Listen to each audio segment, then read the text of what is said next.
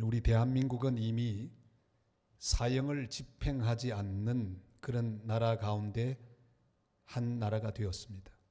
결정한 바는 없지만 아주 까마득한 옛날에 집행을 하고 아직도 집행이 되지 않고 있습니다. 그러나 한때는 사형이 아주 자주 집행되던 때가 있었습니다. 그때는 교도소 안에 사형장이 따로 있었습니다. 흔히 넥타이 공장이라고 하죠. 교수형으로 주로 처형을 했기 때문입니다. 그리고 사형장 쪽으로 나 있는 문을 고만통이라고 했습니다. 그리로 들어가면 고만이란 뜻이지요. 사형 집행날이 오면 교도관이 감방에 있는 사형수에게 찾아가서 몇 번 면회 이렇게 말합니다. 뭔가 심상치 않은 분위기를 느끼면서도 조심스럽게 따라 나옵니다. 그리고 한참 가다가 지옥 삼거리라고 하는 곳에 멈춥니다. 바로 가면 면회소, 돌아가면 교도소, 꺾으면 그게 바로 사형 집행장입니다. 바로 그 지옥 삼거리에서 교도관은 이 사형수의 어깨를 툭 칩니다. 사형장 쪽으로 가라, 그런 신호죠. 그때가 되면 사형수들은 다리가 풀립니다. 비틀비틀거리면서 걸어가기 시작합니다. 고만통 입구에 도달하면 보통 하는 행동이 있는데 일단 하늘을 한번 쳐다보고 그 다음에 땅을 보고 그리고 그 형장으로 들어갑니다. 어디 사형수만 그러겠습니까? 우리 모든 인생 다 비슷합니다. 어느 날 갑자기 우리 인생이 마지막 날을 맞이합니다. 꼭 찾아올 것입니다. 마치 우리 2017년의 마지막 날 오늘 우리가 맞이하는 것처럼 분명히 우리 인생의 마지막 날도 우리를 찾아올 것입니다. 그때 우리 모두는 사형수가 하는 행동과 비슷한 행동을 할 것입니다. 우리가 돌아가야 할 고향 하늘을 바라보면서 소망을 확인하고 하나님을 기억하게 되겠죠. 그리고 딛고 살아온 땅을 한번 쳐다보면서 후회하기도 하고 감사하기도 할 것입니다. 우리 그리스도인들은 하늘을 보아도 소망이요 땅을 보아도 감사입니다. 그러나 소망 없이 그리스도 없이 살아온 사람들 마지막은 하늘을 바라보아도 막막하고 땅을 바라보아도 후회와 원망과 불평밖에 없는 인생을 그들은 지금도 살고 있습니다. 절망적인 최후를 그들은 맞이할 것입니다. 아무튼 오늘 본문 속에 있는 하나님의 사람 스데반에게도 마지막 날이 찾아왔습니다. 그도 땅을 보았습니다. 보이는 것이 다 아름답고 만족스러운 것은 아니었습니다. 사람들의 환한 얼굴이 보입니다. 그들 손에 들려있는 돌이 보입니다. 그들이 스데반을 향해 이빨을 갈고 있는 소리도 들려옵니다. 이렇게 소리를 지르죠. 54절 말씀을 한번 같이 보실까요? 그들이 이 말을 듣고 마음에 찔려 그를 향하여 이를 갈거늘 뽀드득거리는 소리가 들려옵니다. 사도 베드로는 한 번 설교했을 때 사람들이 큰 감동을 받고 우리가 어찌할꼬 하며 주님 앞에 돌아왔습니다. 회개했습니다. 그런데 스데반은 더 감동적인 설교를 했습니다. 제가 설교학적으로 두 설교를 비교해 보니까 스데반 설교가 훨씬 나았습니다. 더 감동적이었어요. 그런데 베드로 설교를 듣고는 3,000명이 회개하고 스데반의 설교를 듣고는 돌을 들어서 스데반을 칩니다. 이거 얼마나 억울합니까? 기분 나쁜 반응입니다. 비난과 분노와 돌멩이밖에 없는 결과를 보면서 스데반은 무슨 생각을 했을까요? 자기가 바라던 결과가 아닙니다. 열매가 보이지 않습니다. 실망하고 낙심할 수도 있습니다. 우린 지난 1년을 돌아보면서 두 가지 반응을 할 수 있습니다. 베드로가 보는 것처럼 열매가 많아서 기쁠 수가 있습니다. 이런저런 열매를 많이 거둔 성도들은 오늘 돌아보며 하나님 앞에 감사할 수 있습니다. 열매가 많고 결과가 좋은 것, 이거 하나님의 은혜입니다. 하나님께 감사할 수 있기를 바랍니다. 그러나 스데반처럼 내가 전혀 바라지 않은 결과를 보고서도 실망하지 말아야 합니다.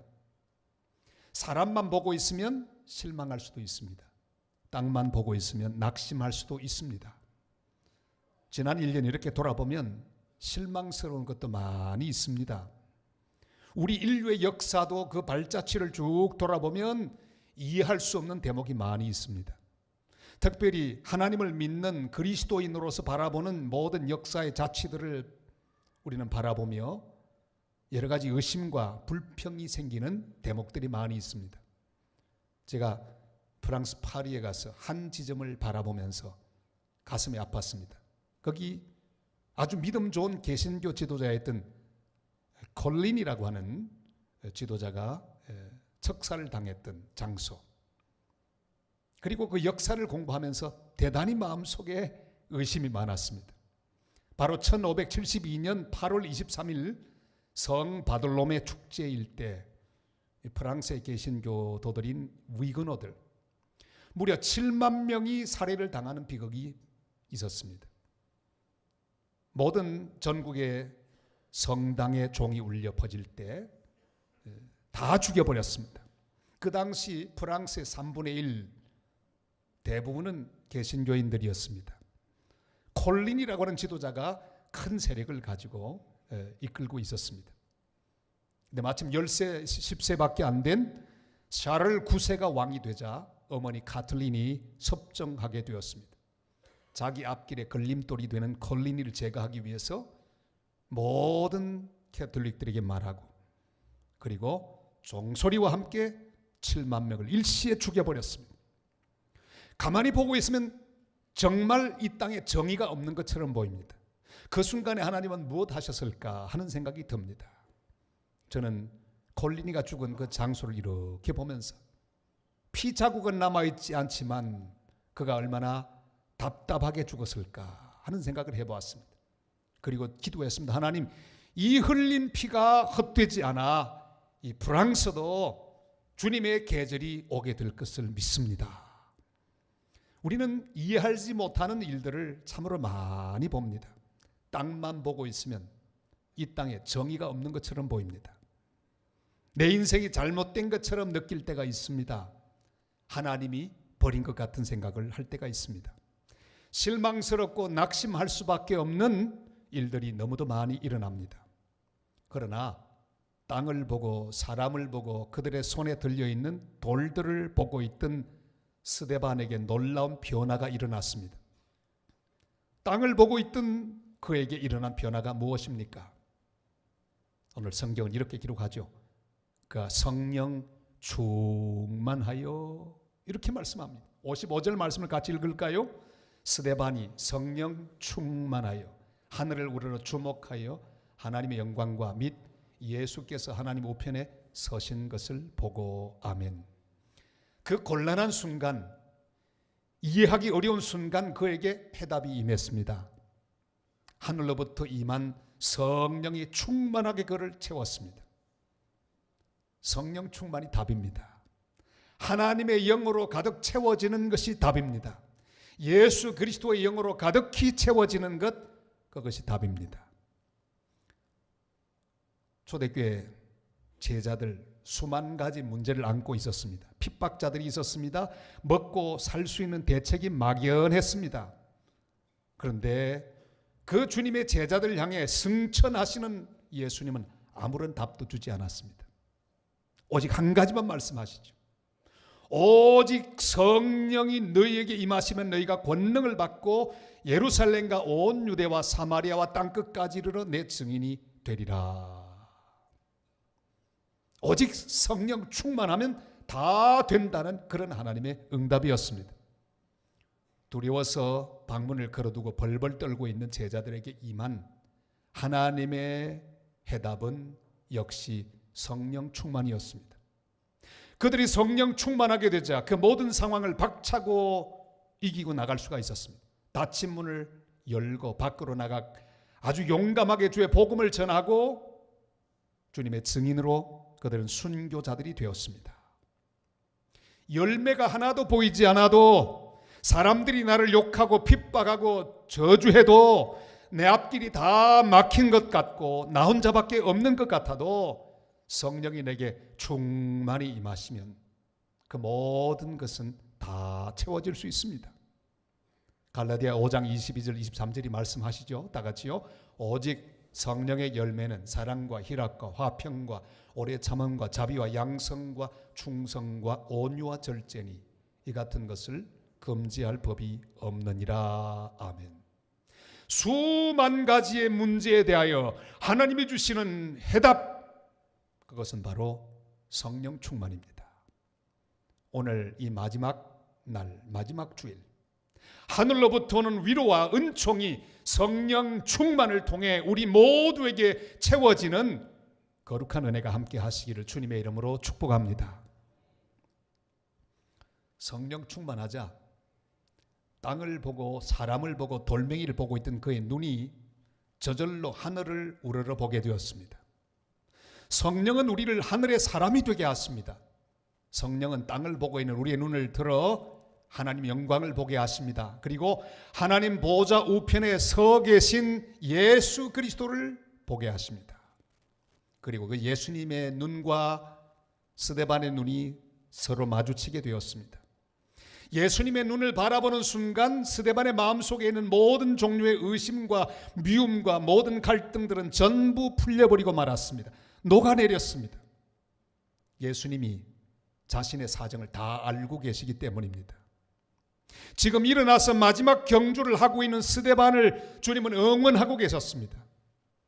여러분, 예배가 무엇입니까? 예배는 보좌 우편에 서 계신 예수 그리스도, 그분과 시선이 맞는 그런 놀라운 순간이 예배의 순간입니다.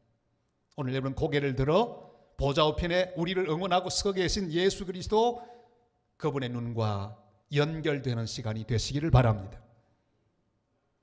그분의 눈을 보고 있으면 다 풀립니다. 그분이 다 아시기 때문입니다. 그는 지금 일어나서 스데반이 마지막 순교의 면류관을 서기 직전에 잘 달릴 수 있도록 응원하고 계십니다. 마치 옛날 운동의 날 우리의 부모님들이 바깥에 서서 우리가 잘 달리기를 응원하시던 모습처럼 저도 기억이 납니다. 뛰려고 탁 섰더니 어머니 아버지 탁 옆에 오셨어요. 응원을 막 하세요. 야, 얼마나 힘이 나든지 쳐다보고 막 열심히 뛰었습니다. 몇 등 했을까요? 등 왜? 그래도 어머니 아버지가 응원하는 그 응원을 듣고 나름대로 힘있게 뛰었습니다. 부모가 되고 난 다음에 아이들이 뛰는 걸 보면요, 얼마나 주먹이 불끈불끈 쥐어지는지. 응원하는 아버지 어머니들의 마음은 다 마찬가지입니다. 하나님 보좌 우편에 서 계신 예수 그리스도, 스데반이 잘 달려가도록 응원하고 있는 예수 그리스도, 우리의 인생들 바라보며 고통 가운데 믿음의 행진을 계속하고 있는 성도를 바라보며 응원하고 계시는 예수 그리스도, 그분이 바로 서 계신 예수님입니다. 곧 순교자가 될 스데반을 바라보며 우리 주님은 서서 응원하고 계셨습니다. 오늘 올해 마지막 날 우리는 우리의 눈을 들어 주님의 얼굴을 보아야 합니다. 그냥 가만히 앉아 계시는 주님이 아닙니다. 우리의 모든 사정을 알고 계시는 주님이십니다. 내 상황을 다 보시고 마음을 졸이시며 응원하고 계시는 주님입니다. 혹시 우리가 실망할까 봐, 혹시 낙심할까 봐, 그래서 끝까지 달리지 못하고 주저앉을까 봐 서서 바라보시고 응원하시는 예수님을 바라보는 복된 성도들이 되시기를 바랍니다. 제가 장신대 학부를 다니고 있을 때 아침마다 한 떡거머리 총각, 신대원 1학년 학생인데 적 보기에도 범상치 않아 보이는 그런 모습이었어요. 추리닝 걸 입고 머리도 이상하게 내리고 막 뛰는 거예요. 늘 아침마다 나옵니다. 가끔은 바이올린을 가지고 와서 막 우리 앞에서 연주를 하기도 했습니다. 새벽이 되면 이 사람이 다른 사람을 또 모아가지고 중창단을 만들어가지고 노래를 부르면서 우리를 깨웠어요. 참 유별난 사람이다. 알고 봤더니 그분이 바로 그 좀 지난 다음에 하용조 목사님이 되더라고요. 그가 신학교에 온 사정을 알게 되었습니다. 그가 열심히 전도하고 CCC에서 충성을 다했습니다. 그러나 그는 폐병이 들고 말았습니다. 왜 나에게 이런 병을 주셨을까? 의심하기도 했지만 병원에 가서도 열심히 전도하고 찬송을 하고 그러다 결국 병원에서 하나님 부름을 받습니다. 신학교로 갑니다. 그리고 열심히 전도하고 또 열심히 교회를 세웁니다. 한국의 유명한 연예인들에게 복음을 전하 연예인 교회를 개척합니다. 많은 연예인들이 모여들었습니다. 그런데 또 이게 웬일입니까? 다시 병이 들었습니다. 이번에는 더 큰 병, 간염, 고혈압, 신장병 여러 가지 병이 동시다발적으로 생겼습니다. 목회를 못하고 또 쉬게 되었습니다. 영국으로 갔습니다. 근데 또 쉬면 될 텐데 쉬지를 못하고 거기서도 열심히 복음을 전하고 또 교회를 세웠습니다.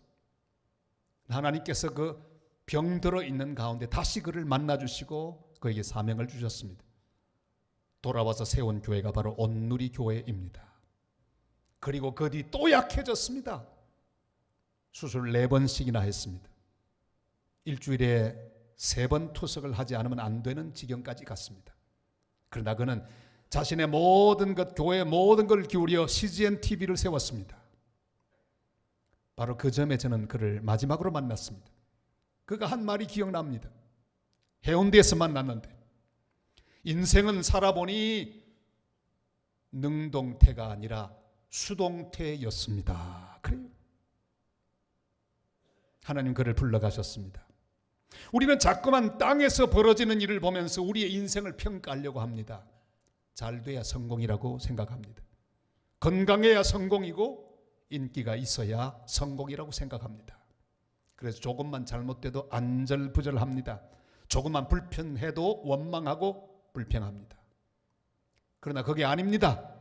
하늘을 우러러 하나님의 영광을 보아야 합니다. 그리고 하나님 보좌 우편에 서 계신 예수 그리스도를 바라보실 수 있기를 바랍니다. 그가 우리를 위하여 준비하신 미래를 볼 수 있기를 바랍니다. 무엇이 성공입니까? 내 계획대로 되는 게 성공이 아닙니다. 하나님의 계획대로 되는 것이 성공입니다. 저를 한번 따라할까요? 하나님의 계획대로 되는 것이 성공입니다. 그렇게 믿으시면 아멘. 우리는 자꾸만 착각하고 있습니다. 내 계획대로 돼야 합니다. 내가 원하는 대로 건강해야 합니다. 내가 바라는 대로 잘 풀려야 그게 성공이라고 생각합니다. 그렇게 생각한다면 스데반은 실패자 아니겠습니까? 설교도 실패했고요. 빨리 죽었으니 인생도 실패했고 다 실패 아니겠습니까? 그러나 그게 아닙니다. 하나님의 뜻대로 되면 그것이 형통입니다. 어떤 자리에서도 어떤 상황 가운데서도 이렇게 말할 수 있으면 성공입니다. 56절 말씀 다 같이요. 말하되 보라 하늘이 열리고 인자가 하나님 우편에 서신 것을 보노라 한대. 그 앞에 하늘문이 열렸습니다. 그리고 예수 그리스도가 보였습니다. 베드로처럼 열매가 풍성해서 한 번 설교에 3,000명 회개하고 돌아오는 것도 성공이지만 설교 한 번에 돌에 맞아 순교하게 되는 것 더 놀라운 성공입니다. 왜냐하면 하나님의 정하신 뜻을 이루었기 때문입니다. 내 인생은 내가 보기에 달려있지 않습니다. 하나님 보좌 우편에 서 계신 예수 그리스도 그분 보시기에 달렸습니다. 그가 보시고 고개를 끄덕끄덕 하시면 성공입니다. 오늘 여러분 보좌 우편에 서 계신 예수님이 우리 한 사람 한 사람을 바라보시고 고개를 끄덕끄덕 하시거든. 아멘 하고 영광을 돌리시기를 바랍니다. 다른 것 보지 마세요.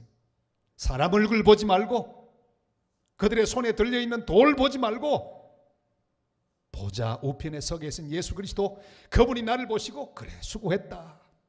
내가 너를 안다. 그럼 금년 1년 잘 산 거예요. 그가 보시고 고개를 끄덕이시며 흡족해 하시면 그게 성공입니다. 그러나 아무리 내가 모든 걸 이루고 모든 걸 가져도 보좌 우편에 서 계신 예수님이 고개를 흔들면 끝입니다. 마태복음 25장 21절에 이렇게 말씀하죠. 다 같이요. 그 주인이 이르되 잘하였도다. 착하고 충성된 종아, 네가 적은 일에 충성하였으며 네가 많은 것을 네게 맡기리니 내 주인의 즐거움에 참여할지어다 하고. 아멘. 주님께서 잘하였다고 하시면 그게 성공입니다. 오늘 우리 모두 함께 하나님 보좌 우편에 서 계신 예수 그리스도를 바라보실 수 있기를 바랍니다. 주님께서 나를 보시고 웃으시며 잘하였도다. 착하고 충성된 종아, 이렇게 말씀하시는 음성을 듣는 예배가 되시기를 바랍니다. 우리 모두 눈이 열려서 하늘을 우러러 예수님의 얼굴을 보게 되는 복된 은혜가 함께 하시기를 주님의 이름으로 축복합니다. 하늘을 우러러 하나님의 영광과 하나님 보좌 우편에 서 계신 예수님을 본 사람은 이 땅에서 벌어지는 모든 일에 대하여, 모든 사람에 대하여 전혀 다른 태도를 가지게 됩니다. 스데반은 자기를 향해 돌을 던지고 욕하고 저주하는 사람들을 보며 이 죄를 저들에게 돌리지 마옵소서, 이렇게 말하면서 용서하고 풀어버리는 반응을 하게 되었어요. 우리 59절 60절 말씀을 같이 읽을까요? 그들이 돌로 스데반을 치니 스데반이 부러지져 이르되 주 예수여 내 영혼을 받으시옵소서 하고 무릎을 꿇고 크게 불러 이르되 주여 이 죄를 그들에게 돌리지 마옵소서, 이 말을 하고 자니라. 아멘. 하늘을 우러러 보는 사람은 맺혀있는 땅의 일들을 다 풀어버립니다. 내 인생의 모든 자욱한 의심도 풀어버립니다. 원망도 풀어버립니다. 불평도 풀어버립니다. 무엇보다 사람들과 맺힌 원한도 미움도 다 풀어버립니다. 하늘을 우러러 하나님 보좌 우편에 서 계신 예수 그리스도, 그분의 얼굴을 바라본 사람은 땅에 있는 모든 것을 다 풉니다. 왜냐하면 하늘을 우러러보고 답을 보았기 때문입니다. 예수님을 보았기 때문입니다. 스데반이 예수님과 시선 마주쳤을 때 어떤 생각이 났을까요? 주님의 눈이 어떤 말씀을 하고 있는 것을 알았을까요? 베드로도 예수님 부인했을 때 주님하고 눈이 마주쳤잖아요. 주님은 말씀하지 않았지만 시선으로 말씀하셨어요. 봐라, 내가 뭐라고 하더냐. 다 굴기 전에 3번 나를 부인하리라고 내가 했지 않냐. 네가 다 부인했지. 주님은 돌아보기만 해도 베드로는 그 다 눈으로 말씀하시는 것 뜻 알아들었습니다. 스데반 역시 주님의 말씀하는 눈길로 주시는 메시지를 받습니다. 아마도 이런 말씀이 있을 겁니다. 스데반아, 나도 너처럼 억울하게 죄 없이 십자가에서 죽었단다. 그러니 너도 괜찮아. 네가 나를 지금 따라오는 제자로구나. 나도 십자가 위에서 원수들을 용서하고 위하여 기도했는데 너도 그래야지. 사랑하는 성도 여러분, 올해 마지막 날 하나님 보좌 우편에 서 계신 예수님 우리를 바라보고 응원하고 계십니다. 모두 풀어버리라고 말씀하고 계십니다. 모두 용서하라고 말씀하고 계십니다. 주님이 우리를 용서하셨듯이 오늘 이 귀한 시간에 우리 모두는 풀어버리는 사람이 꼭 되시기를 바랍니다. 그리고 다시 용서하고 다시 새롭게 시작하는 하나님의 사람으로 새해를 맞이할 수 있기를 바랍니다. 김재진 시인, 그는 그의 시 토닥토닥에서 이렇게 노래하고 있습니다. 나는 너를 토닥거리고 너는 나를 토닥거린다. 삶이 자꾸 아프다고 말하고 너는 자꾸 괜찮다고 말한다. 바람이 불어도 괜찮다. 혼자 있어도 괜찮다. 너는 자꾸 토닥거린다. 나도 자꾸 토닥거린다. 다 지나간다고, 다 지나갈 거라고 토닥거리다가 잠든다. 사랑하는 성도 여러분, 오늘 우리 주님께서 우리를 토닥거리십니다. 괜찮다, 괜찮다. 내가 다 안다. 다 지나갈 거다. 사랑하는 내 아들아, 내 딸아, 토닥토닥하며 주님 우리를 두드리고 계십니다. 우리 주님과 더불어 함께 이 귀한 위로를 받으시고 우리도 믿음으로 우리를 토닥거리는 시간이 되시기를 바랍니다. 사랑하는 성도 여러분, 올해 마지막 날에 우리 인생의 마지막 날 생각해 볼 수 있기를 바랍니다. 언젠가 갑자기 그날이 올 거예요. 전 몰라요. 언제 올지. 그래서 지난 목회하면서 보니까 갑자기 찾아오더라고요. 갑자기. 생각하지도 않았는데. 한 분 한 분 마지막을 맞이하셨던 그 순간이 주마등처럼 지나갑니다. 멀쩡한 분이 갑자기 마지막 날을 맞이해 제게 마지막 인사도 안 하고 떠나가시더라고요. 제가 많은 분들을 천국으로 환송하는 장례 예배 주례를 해드렸습니다. 언젠가 그날이 올 것입니다. 그러나 여러분, 언젠가 그 시간은 중요하지 않습니다. 오늘 우리는 하늘을 우러러보고 살아야 합니다.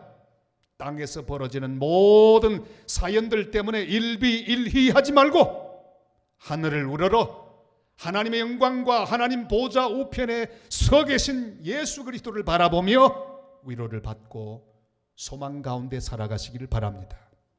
그리고 오늘 내가 풀어야 될 것 다 풀고 사랑하고 용서하며 살아있는 동안 복음을 전하고 하나님 뜻대로 살다가 주님이 부르실 때 할렐루야 찬송하며 주님 앞에 가는 복된 성도들 다 되시기를 주님의 이름으로 축복합니다.